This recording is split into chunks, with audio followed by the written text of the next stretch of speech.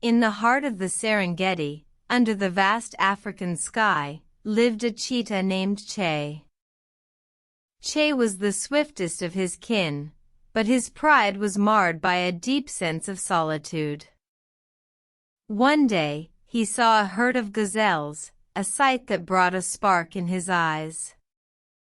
But instead of the usual chase, he found himself drawn to the gazelles' grace, their unity, their freedom.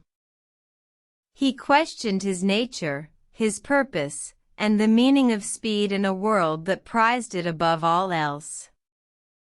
One night, a mysterious figure appeared, clad in stars and whispers of the wind. "Cheetah," it said, "speed is not your destiny, it's your gift." "But I am alone," Cheetah lamented, "I was meant to run, to be the fastest." The figure smiled, "Speed is just a tool, Cheetah. Use it wisely." "And how can I use it wisely?" asked Cheetah, seeking guidance. "By teaching others, by leading, by using your speed to bring unity," the figure replied.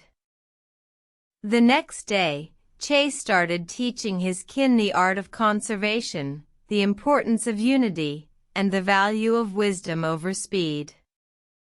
Slowly, the cheetahs began to understand, and a new unity was born in the heart of the Serengeti.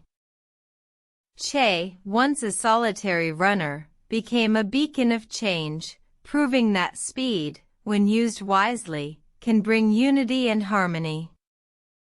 In the end, Cheetah realized that his true destiny was not just to run, but to lead, to guide, and to bring unity, a realization that echoed through the heart of the Serengeti, a testament to the power of wisdom over speed.